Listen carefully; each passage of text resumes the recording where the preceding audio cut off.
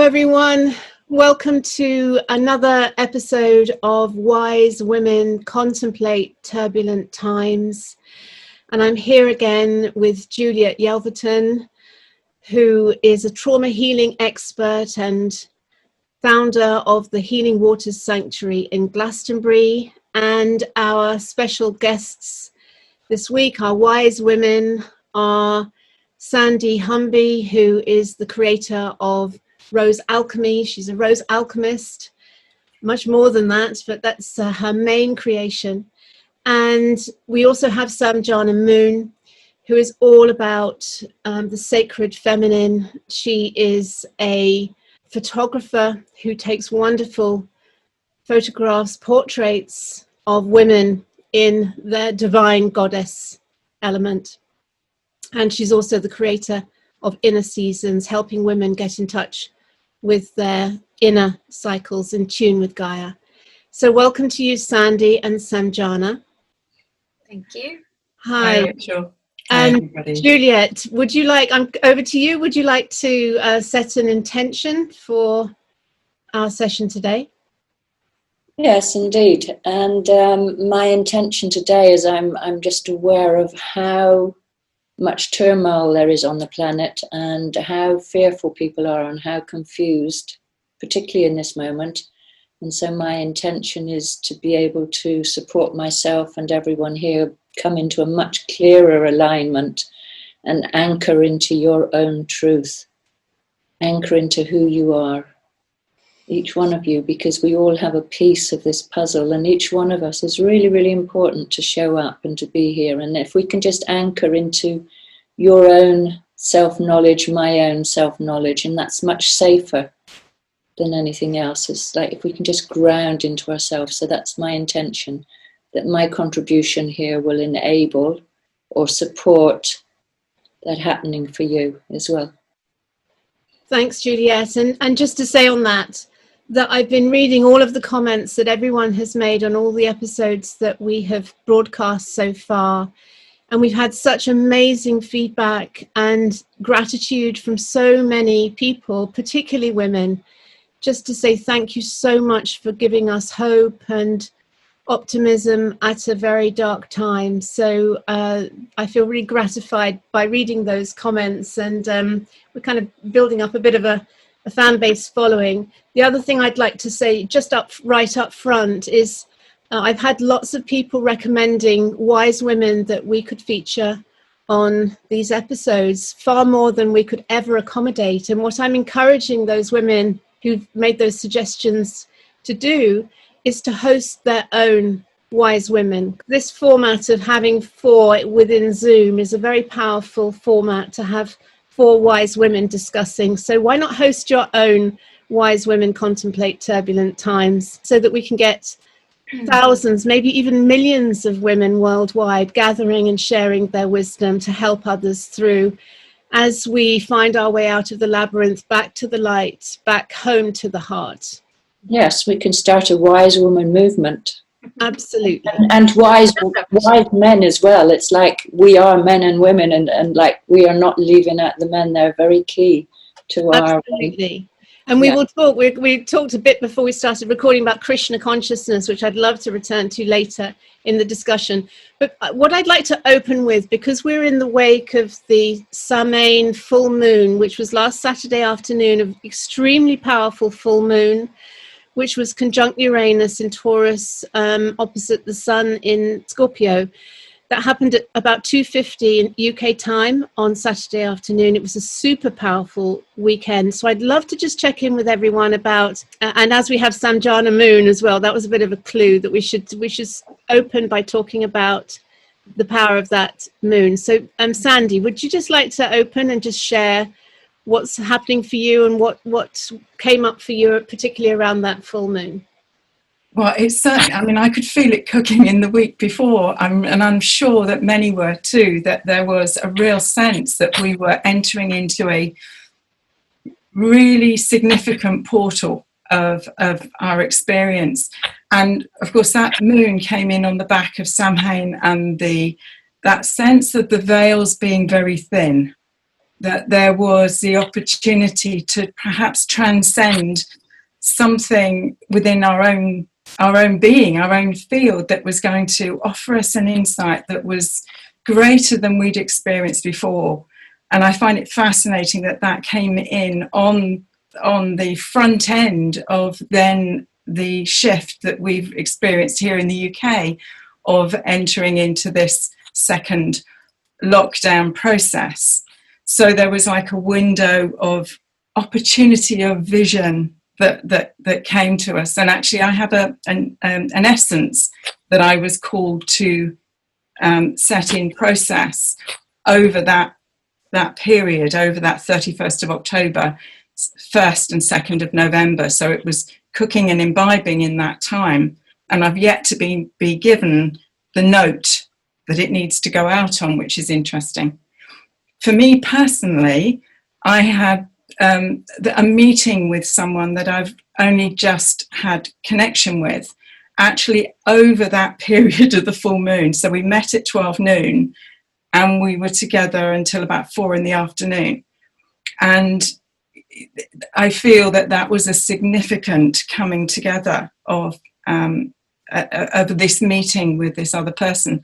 So it held a gift for us. This process held a gift for us in whatever way our I am presence or our divine essence needed to experience that window.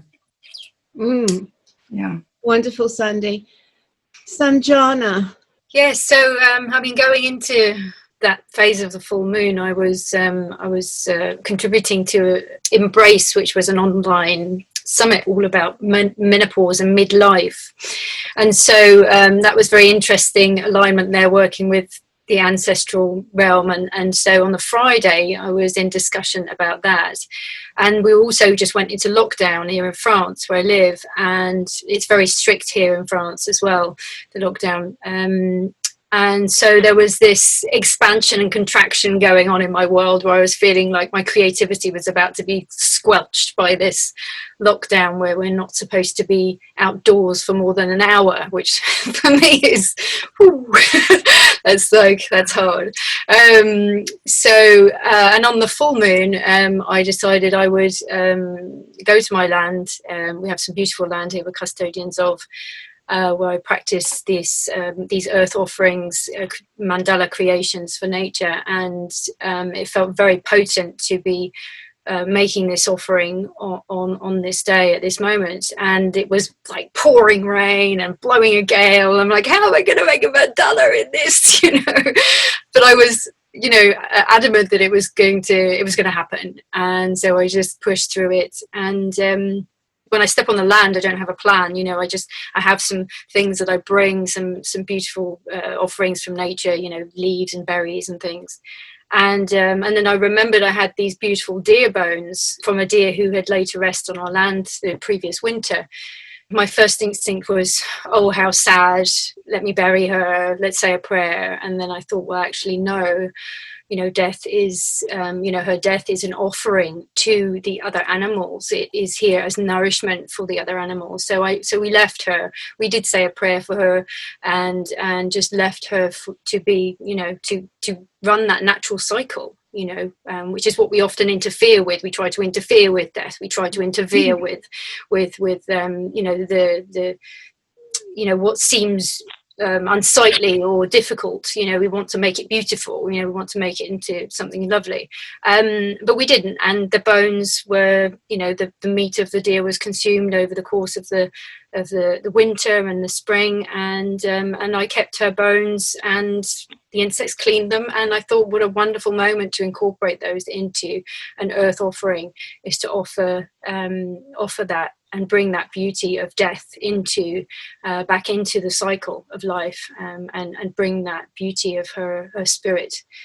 And it was very powerful. The mandala was made very quickly, and in the pouring rain, I was soaked right through to the skin. And it just felt very, it felt very raw and just very cleansing for me. It was a real yeah, just really becoming more comfortable with death and with this, you know, that it is a really important part of our journey. And that's where we find ourselves collectively right now, is in this, you know, this death, this rebirth. It's out there for us all right now. It's happening, and it is scary, and it can be difficult. And, you know, birthing is a messy process. So for me, it was just very much finding my own comfort with that, and my place with that, and then sharing that. It's been phenomenal. I've had some incredible people just saying, really touched my heart. It's really connected with my, you know, with a thank you. And, you know, so it's really, yeah, it was a really powerful experience. Wow. Thank you, Samjhana. Juliet, I know you did a live stream about the kind of corruption of the Samhain pagan festival by the whole Halloween trick-or-treaty, the commercialization of it almost. Yes, that's what I was moved to do. I woke up that day and there was, as the same as Samjhana, huge amounts of gales and turbulence and darkness, and I felt very moved. I wasn't particularly tuning into the moon. I don't tend to think so much about life in that way, but I think I just moved through very intuitively, and I felt intuitively to make this video because I'm very concerned about the amount of ritual abuse and paedophilia and satanic abuse happening to people, to children. And I think that this theme, this is the dark underbelly of what's happening, and that in this movement towards the light, we need to address these issues. We need to bring it to consciousness and to hold it in the best way that we can, which is tremendously distressing. So it's about really owning our shadow, embracing the shadow, because this isn't just a recent thing. It's been going on for centuries and centuries and centuries on this planet, but more recently hijacked by the whole Halloween trick-or-treat kind of thing. So what we're seeing is that even very small children now are kind of having their minds taken over by this idea that it's okay. It's like an abuse of death, really, isn't it? It's instead of death being part of our natural cycle, it's a corruption, it's a hijacking. So it's very small children are now being indoctrinated into paedophilia and to child abuse and into satanic things and symbolism. I mean, it's all through Disney, it's everywhere when you start to look. So to reclaim that, to reclaim our power to be with it and to speak out about it, to reclaim our power as women and human beings, is very important. And in order to reclaim our power, we have to stop being afraid, and we have to bring that which is dark and being pushed away in our unconscious, we have to bring it forward and begin to work with it and integrate it, because if not, we're always going to be split and disconnected, and when we're in that state, we don't have our full power. So we have to be able to hold the pain in the dark as well. And we can't all do that on our own. We're each doing each thing that you do, like Sandra, what you're doing, and what you're doing, Samjhana, what you're doing, Rachel, what millions and millions of people, billions of people across the planet, we're all doing a part. We don't have to do it alone. We're all doing a part to move towards the light. Much less of a burden when we know that we're all holding a part, and together we're creating this vessel, this collective vessel for this collective healing of the shadow of humanity. Yes. Just to share my experience of this weekend, I gathered as part of a group of 6. So we were fully COVID compliant in a mandala, a flower of life mandala, and did 2 nights of ceremony around a central fire on the land, in the teepee here on the land. And there was such a stunning connection with nature. One of the things that landed very powerfully with me through those 2 nights, and really being at one with the wind and the rain and the animals and the birds and the owls and the sheep.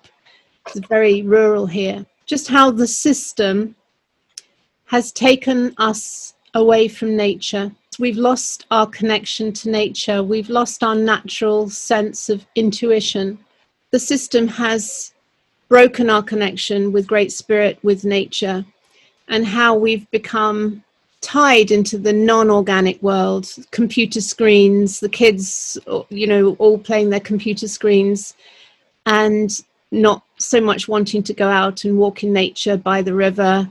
And that's one of the beautiful gifts of my dog, Kobe, because I've seen the transformation in my sons, because they love him so much, it's naturally taken them out.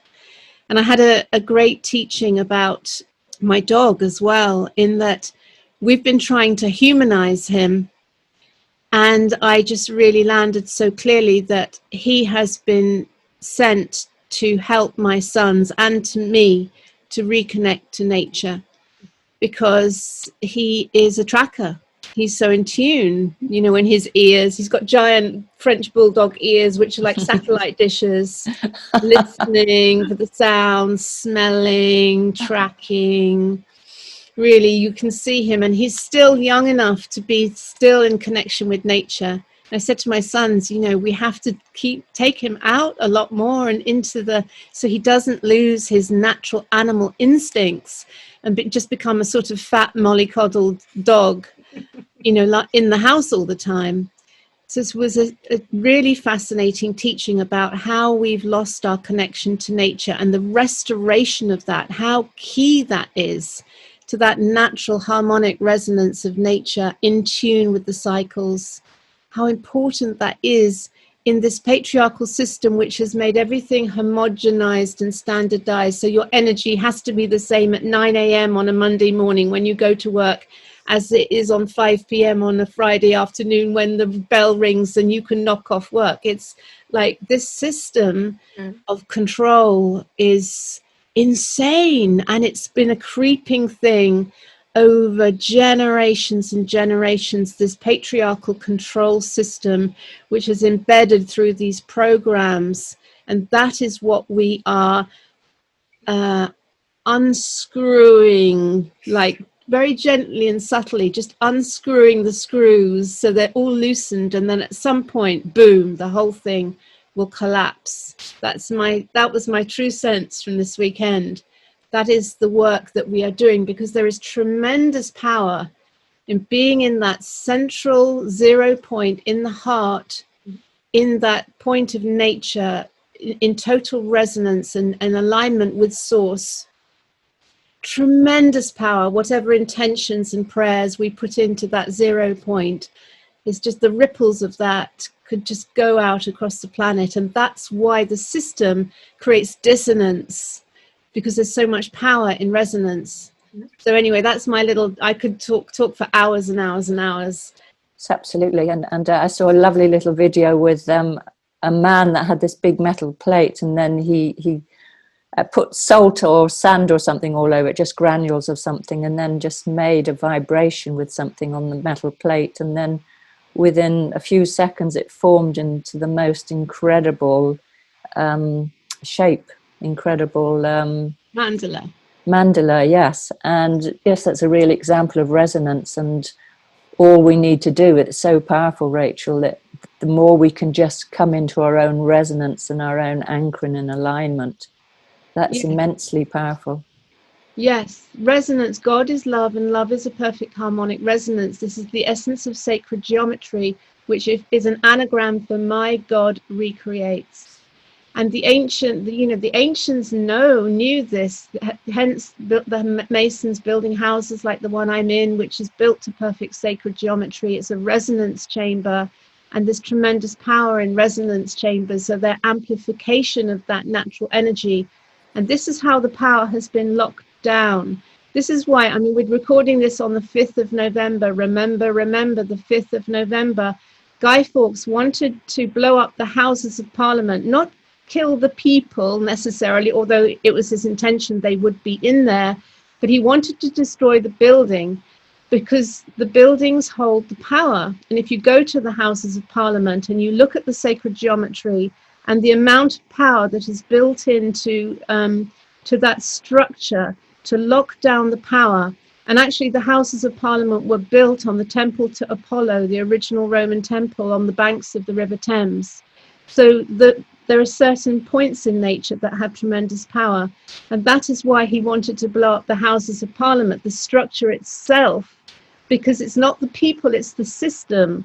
And this is the control system, and it was put in, I mean, I've really been downloading about this. It was put in place many centuries ago, probably by Henry VIII, when he took power back from the Catholic Church, and he used all of the sacred knowledge to lock down power for the monarchy. And so if you look at all of those, like Oxford, Cambridge, all of the public schools, they were all created in the monasteries of the time. So they created this control system, and they embedded it into the education system so that they could create a system that just kept creating leaders who would perpetuate the control system. It's very, very fascinating. Anyway, I could go down that rabbit hole. Let's come over to let's go around the group again. Sandy, what would you like to share just your feelings on what's unfolding, maybe about the presidential election as well? We haven't even begun to discuss that either. What's uppermost in your mind at the moment? Well, I'd like to just go back to this piece about being in nature, because I'm based right in the middle of the New Forest. And what I have come to understand is that each and every one of us have been perfectly placed where we need to be to hold the best alignment within our own field, to be a radiating light in our particular piece. And there's no happenstance where we've been set and the path that we're taking at the moment, because we are all facets of the diamond. We're all facets of this evolving process, and each one of us has got unique gifts that we bring, and we've been polishing as we've done our inner work, particularly in these times, that we've been just drawn to do the pieces that are resonant for what we have come to hold. If we look at what's unfolding out externally, I mean, it's on the screen, it's just, there's a chaos and a discombobulation. And I think this is exactly what you're saying, Rachel, this is the pulling out of sacredness, if you like, of the sense of our humanity and our connection to the natural world. And what I'm seeing, whether it's being played out here or it's being played out in the States, very visibly it is the expansion of the more negative aspects of humanity, and what's needing to come into our collective consciousness, what's been hidden, is having to be revealed. If there are more and more people that are being able to really embody their I am presence, that divine connection, this higher soul self, through the inner work we bring more of our true self into embodiment, which naturally radiates out. If there is this uplifting that is going on a collective level, then what is being brought to the surface is anything that is not harmonic to that. And although it's seeming almost like the end times, it is the end times of the old, I feel. And there are more and more people awakening, because as we become more aligned in ourselves, we're more aligned and attuned to that which is not true. So our bullshit factors, if you like, are heightened in what we are seeing being revealed. And therefore there is that, hey, hang on a minute, wait a minute, awakening process that is an opportunity for all at this point. And so these times might seem very dark, but they are breaking away and breaking apart all that is not true and all that is not love. Yes. And it is the greatest point of our awakening time. And if we go back to that window of Samhain and this full moon, my feeling is that that was another step point on that on that process of allowing a clearer vision to come forward and to activate the hearts of more and more of humanity so that we can rise together as one. Yes, because we all have to do it together. No one is going to be left behind. No one. Yeah. That's it. Yeah. When the truth is revealed, all will be healed. Yeah. Oh, shiver through. Samjhana. Yeah, absolutely echo. Yeah, Rachel, Sandy. Yeah, amazing, and very much resonant with that. You know, everything that rises passes away, and that's, you know, all of this darkness that is rising is doing so, as you were saying, Sandy. It's being witnessed. We're witnessing it. We're seeing the truth in it, so that it can be released. It can be healed. It can be freed.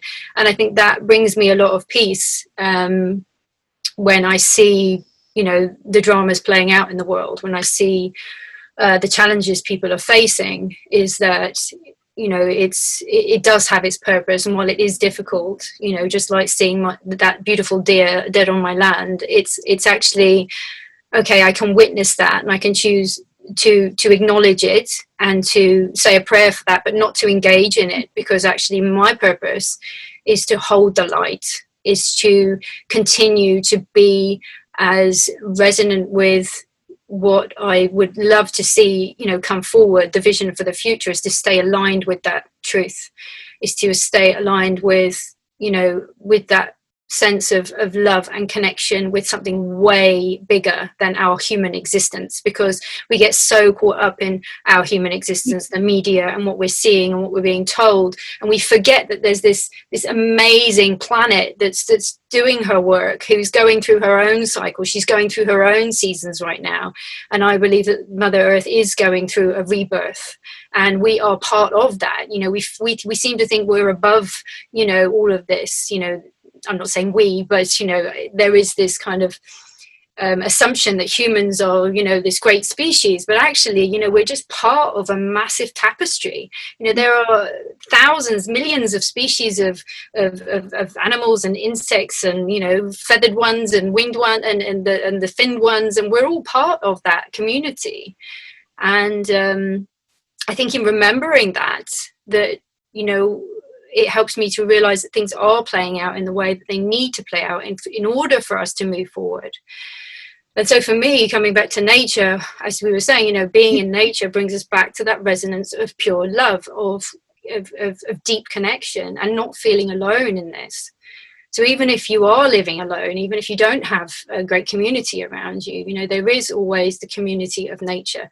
There is always a tree you can go and sit under and build a relationship with, you know, build a relationship with the house plant if you can't get out to a tree.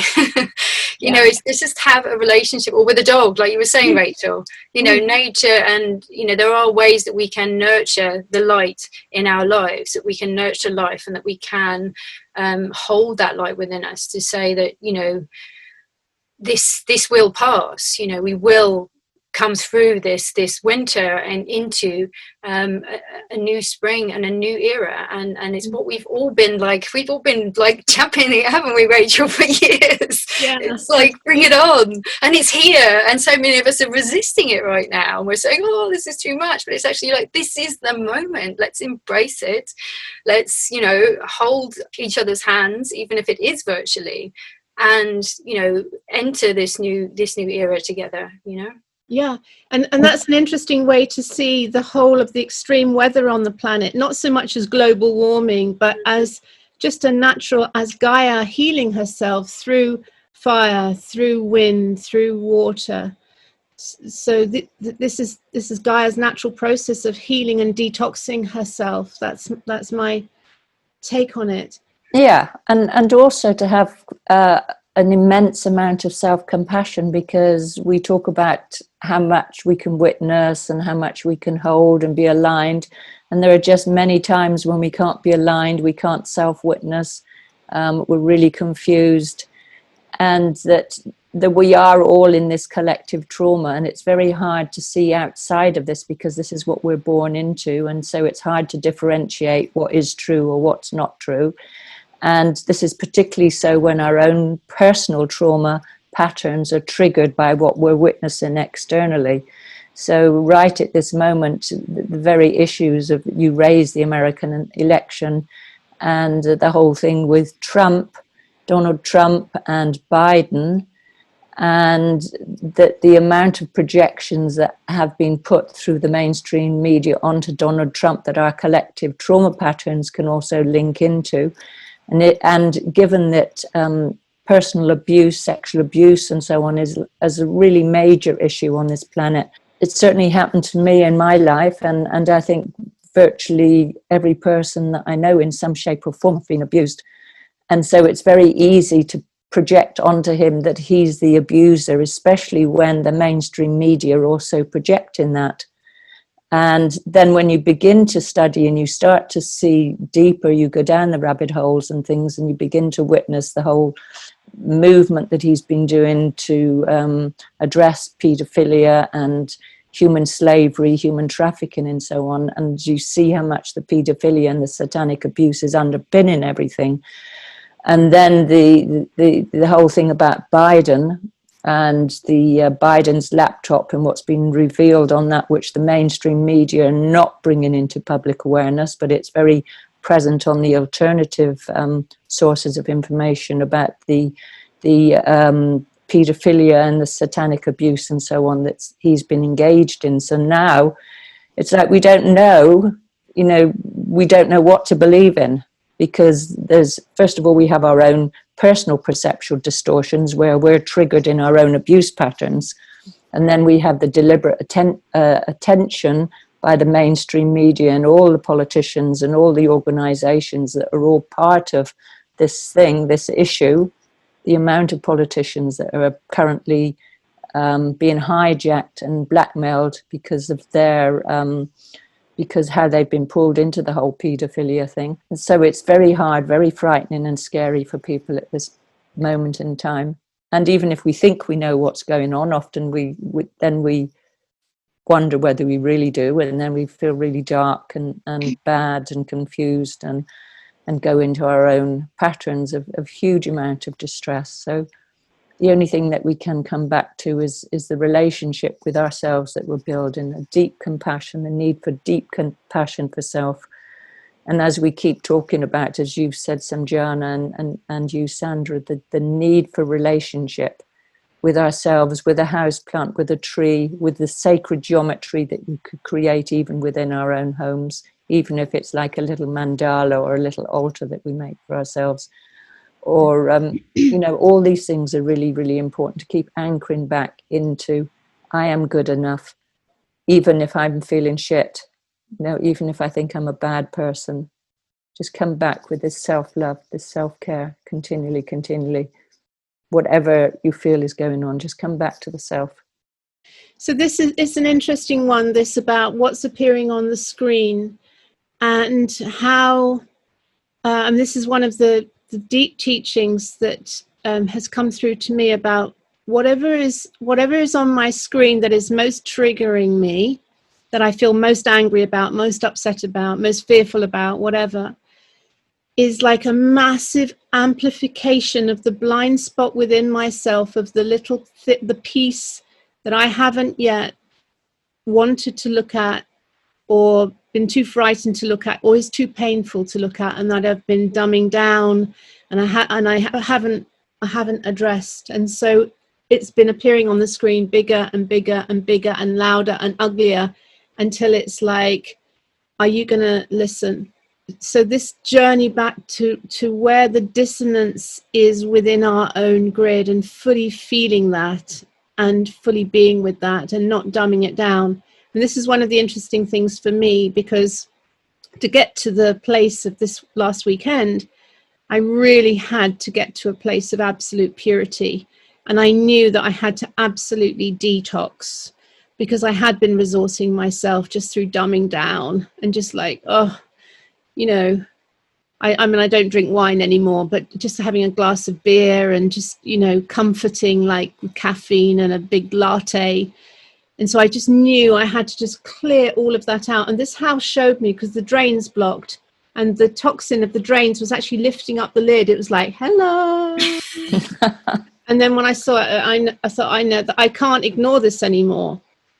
And the man came and he cleared the drains, and it was the sign to clear me. And so I completely detoxed, and I'm still in that program of absolutely coming back to that super sparkling clarity, having released all those toxins, to be able to fully feel everything with so much clarity. It's like being the spider on the web, like where every little thing you can feel, every little fly that lands, every little piece of dissonance. Whoa.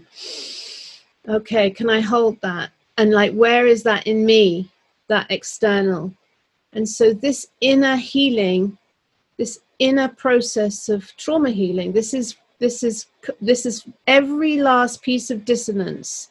If I can clear it in me, if we're a holographic fractal of the whole, if I can clear it all in me, or a small number of us, I think a critical mass, maybe it is 144,000, can get to that place of purity and healing, where we can be in that place of harmonic resonance, where we've cleared all the dissonance.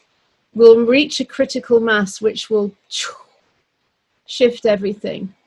And so, because it's interesting, Juliet, and I'm going to be provocative with you here now, because you've mentioned child abuse, satanic child abuse, satanic child abuse, satanic child abuse several times in everything that you put out and in this call. And because I'm on some of your things, where is that in you that you haven't yet addressed? I'm sure it's here somewhere, for certain. Yeah, and so this is the point, is to clear it out there. We don't fight it out there. It's like Ho'oponopono. I'm so sorry. I'm so sorry. All you children that had to be abused, please forgive me. Please forgive me for manifesting you. Thank you so much for showing me where this was in me. I love you so much. Thank you, thank you, thank you, thank you, thank you. That Ho'oponopono, because we are the manifestors of it all. And when we see that it's all a gift, it's all a gift to show us what we haven't dealt with inside. A big teaching this weekend was healing our inner masculine, because there were 5 women. We'd been 5, and then the 6th in our mandala was my son, who is the evolved masculine Krishna consciousness, Christ consciousness. And we sat around grandfather fire, the yang masculine, and I really got that we were being called to fall in love with the masculine again, having all had abusive partners and relationships and husbands and difficult relationships with money, which is the yang masculine. And so in that circle, it's like the Krishna consciousness, we all were held by the masculine energy, and we fell in love with the masculine again, and our inner masculine. And it was just such an exquisite healing. And the clue, we all drew a tarot card. All the tarot cards were male. So like the clues, you know, we were being called to heal that inner masculine relationship that had manifested in all of these difficult, abusive men and partners in our lives, and challenges and struggles, because we were called to do the inner healing of our inner masculine. Wow. And it only landed like 2 days afterwards, all the clues, just like, oh my God, that's what it was all about. This is really important what you're sharing, Rachel, and I just want to also say that for men listening to this, it's like we all have masculine and feminine within us, and we all have, and men are abused by women just as much as women. I mean, maybe as not as much, but it certainly is a big thing that men are abused by women. So it's about where that unhealed part is, that unhealed female part or that unhealed masculine part is within us. Yes, it's really important. That's exactly what I'm saying, because we were 5 women, all there in our divine feminine, with our, you know, all in our goddess power, but being called to look at the inner masculine, because that's what we were fighting on the outside. All of these men, and they'd done this to me in this sort of victim place. They were all our gifts. So let's look for the men that are so good in our lives, and I'm certainly finding myself surrounded by a lot of really profoundly wonderful men. Absolutely. In all sorts of support roles for what I'm creating here at the Sanctuary. And, you know, maybe this is a role that Donald Trump is playing as well, the healed masculine, although he's being portrayed as the really abusive masculine. I'm just wondering, I'm just curious about that. I'm just putting it out because there is a very paternal energy there, a very holding energy of taking care of the world at this point in time. But I would like to say something on this, and I promise I will come back to you, Sandy and Samjhana, because I'm conscious I'm hogging this call, but this feels very important. I was in Peru on the day that Donald Trump was elected back in November 2016, along with some Americans. We were a very small group, and we did an ayahuasca ceremony with a shaman who'd flown up from Iquitos in the jungle.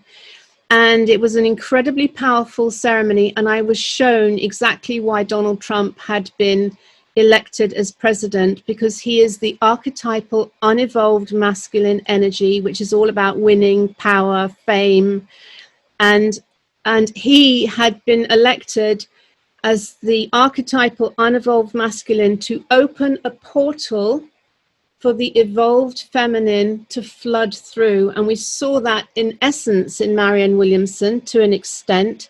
She couldn't hold that because it was too powerful, and she ran out of money and she got into huge debt and she had to pull back. But he has created an alchemy. His election has created an alchemy for the evolved feminine to come through a portal. He opened a portal in his election. And we had to see the face of what this patriarchal control system, winning, money, power, the face of that, what that looks like, taken to the most grotesque degree. That was my teaching on it. And I don't think that Donald Trump is the new Messiah in the sense he is the new Christ consciousness. I think he was elected to create contrast. And I think that this lockdown and coronavirus, COVID, it's all being done to create contrast. Do we want to be in that darkness and fear, or do we want to be in the light, in connection with nature again, where we build our immune systems, where we don't have to rely on the World Health Organization and being injected with vaccinations for our health? Can we come back to natural health, to feminine health, to be back at one with nature, where we don't have to manifest dis-ease at all? In anywhere. We look at all of these death statistics of the COVID. Everyone's looking, how many COVID deaths were there today? No one's saying, hold on, look at all those cancer deaths. Look at all those heart disease deaths. Look at all those deaths through mental illness and suicide. Oh my God, we are out of alignment. This is nothing to do with COVID. This is showing us that we are out of balance. So this is, to me, this is the gift in COVID. This is the gift in what is this darkness which is coming through right now. Sorry, sermon over. Rant over. I think we're, it's great importance what you're saying, Rachel, and often we don't realise that we're out of balance until we have to stop. And I think that, these lockdowns are actually providing us with that kind of, that pause of actually, okay, we're being forced to really, pull back to whatever degree it is in our country. But it is giving us that forced pause in our lives to really stop and take a good look and see, where are we out of balance? Where are we giving our power away? Where could we be empowering ourselves more by making better choices? How are we soothing our pain? How are we soothing ourselves? How are we currently, what are we reaching for? Are we reaching for the wine bottle? Are we reaching for the sugar? Are we reaching for, for Netflix, whatever it is? And how can we, are we okay with that? How we're soothing ourselves currently? Is that okay? Or is there a better way of soothing ourselves? Can we choose to sit on a mat for half an hour and meditate? Can we choose to actually go and sit under a tree instead of reaching for another glass of wine? Actually just go and choose something different. And I think that's the gift of this lockdown that we're in now, is that we're getting this moment to pause and really look at that. And something else that's really coming through when you're talking is, we keep coming back to ritual, how working with these cycles of the moon and healing is very prevalent on the planet right now. But I think it's also important to remember that we need to give ourselves a break from that. Is to not go, it's great to be doing the healing work, but it's also good to realize that is just part of the cycle, and that's that's the kind of autumn winter part of the cycle, is that healing, that letting go, is that release, is then allowing ourselves to come through that and actually feel the transformation that's happened within us, to come back to this place of light, and to not feel that we have to be constantly healing ourselves, constantly doing the work, that actually it's okay just to switch off and take some time off and just say, I'm just going to go out and enjoy a beautiful day in nature today, or I'm just going to paint a picture, or I'm just going to have a beautiful bath with some rose petals in it, or whatever it is. It's just to actually come back to pleasure, and to that, so that we can come back into that place of alignment and love, and know that is also a very valid part of what's happening right now, is allowing ourselves to stay in that place of pleasure and connection and love, and self-love, and loving each other. So I think rituals are very powerful. And so for me, certainly working with the cycles, I work with the moon cycle, the menstrual cycle, and I find working with those, it gives me that invitation to say, this is the energy that's available right now, so let's go with that. So it gives me that opportunity to go round that cycle of healing, release, and rebirthing, and then coming back into spring and taking action and doing things in the world and celebrating and loving and enjoying, and then coming back to the healing again. So going through, like, having some form of ritual in your life, whether it's working with the new moon or the full moon or your menstrual cycle or the seasons of the year, I think bringing ritual back into our lives is a really powerful way for us to hold that light within us, and to restore our connection with nature, to restore that relationship with nature, is really, really important right now. And that's eating wild foods, and being aware of these cycles that are happening around us. Just saying, I see you, I'm aware of you, is sometimes enough, for us to start to realize that there are patterns and there are cycles, and that everything is rising and passing away in every moment. Yeah, beautiful. Thank you, Samjhana. Sandy, any last thoughts from you? Yeah, absolutely. I totally resonate with what Samjhana's saying, and there is this feeling of sort of like a year being sort of the out breath of God, and this coming within is like the in breath. And this particular lockdown feels quite different. It's got a different frequency, different potentiality within it than we experienced on the first one. And it's interesting, that shift in the cycles of the seasons, as to how this offers us a different level of sacred homecoming. There is this place in which it gives so many people the opportunity to step off the wheel of their constant doing, and to providing, they're not looking for the next distraction or the next numb out. There is this possibility of reconnecting with themselves, getting up in the morning and being able to be self-referenced, not in a narcissistic way, but bringing a presence back into self, and to an awareness of our own energy as we move through a day, and what triggers. And as you were saying, Rachel, when there is that trigger, to give yourself that nanosecond, not to be in reaction, but to be able to perhaps just take a focus on the breath, and to be aware of that in-breath and out-breath. And that is that now moment that takes us out of that externalized distraction of, as you said, so how many COVID deaths, how many people have been tested, all of this outside scattering. But actually, if we can use our inner gifts and our inner focus, we can come through this period of time in a far greater alignment to ourselves and to our inner truth and our connection in humanity, our potential of what we can incubate within ourselves at this point as something that we can offer out as we start to open up into what will inevitably come from this contraction and expansion. We will move into a new experience once we move beyond this.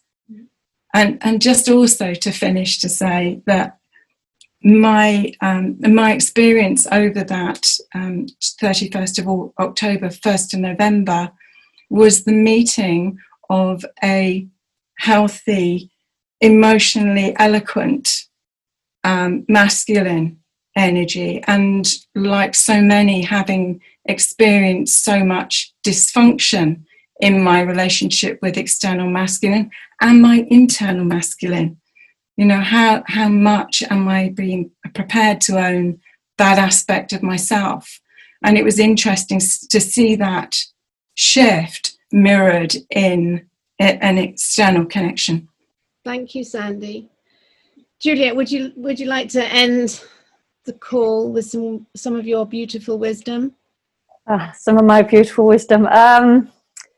First of all, my beautiful wisdom is that we all have beautiful wisdom, and that not to diminish yourself and think that we're the wise women and you're not. So, and that we can't always be doing healing or ritual or prayer or getting it right or being pure, and that sometimes when we completely mess it up, that's fine as well. Can we just be with our own selves with compassion, whatever's going on the deepest, gloomiest, worst day?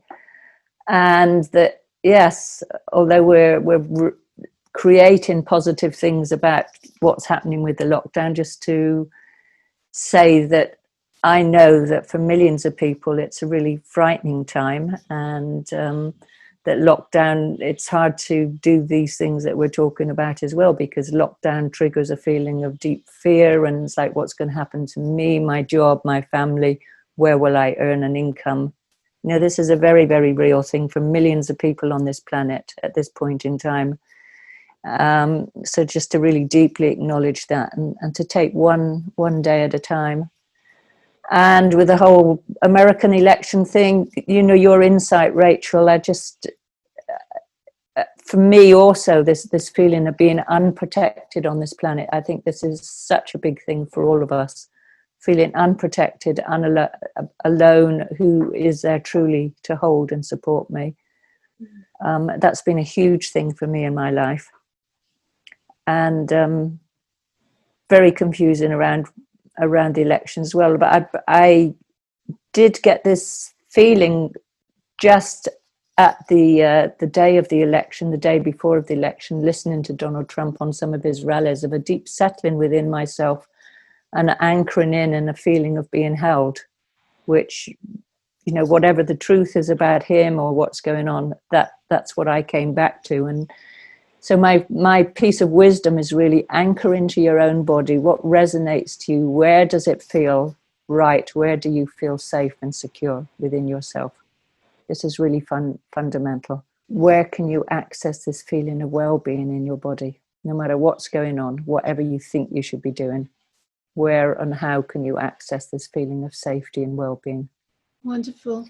So just thank you everyone for being here and taking the time today, and please do share as widely as you can, and be kind, be really kind to yourselves, and be really kind to others around you, even when it feels like you're being rejected and hurt or not heard. At least don't do any harm. If you can just stay with that feeling of at least I won't do any harm, even if I can't feel good about what's just happened. So I think this is really important, non-violence and not doing harm. Being non-violence to yourself on all levels. Don't be violent to yourself. Do start your own wise woman group or wise men group, even if it's sitting around your kitchen table in whatever shape or form you can. We need to feel that connection with people that are close to us in some way or another. So lots of love to you all. Lots of love. Thank you, Sandy. Thank you, Samjhana. Thank you, Juliet. Thank you for all your wisdom. Thank you so much.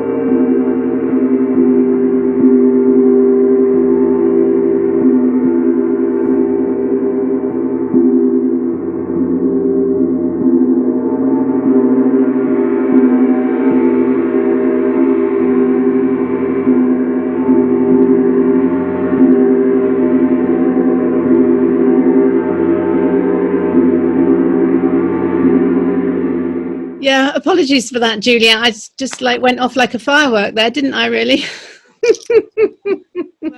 So how was that for you, Rachel, to go off like a firework? What happened for you in that moment? My little volcanic explosion. I'm learning to own my fire energy. Well, Pele with you very strongly then in that moment. What? Sorry? Pele, Pele, the goddess of The volcano. volcano. No, I don't know about her. Yeah, she's a Hawaiian goddess of the volcanic Pele. Her name is. That's why the Pele report. Yes, there you go. Oh, right. Yeah. Okay, I didn't realise that. Yeah. It's Pele I think it is actually a volcano, isn't it? Yes, it is. Hawaii. It is on Hawaii. So on Hawaii. Yeah, goddess Pele. Oh, wow. She was there. So it is very difficult things that we are being called to talk about, and we all have our own triggers, and we do get triggered. So that's how to hold that with whatever's coming up, and to move with grace through that, even when we just feel like I wouldn't have called that a trigger. I would have said that was inspiration.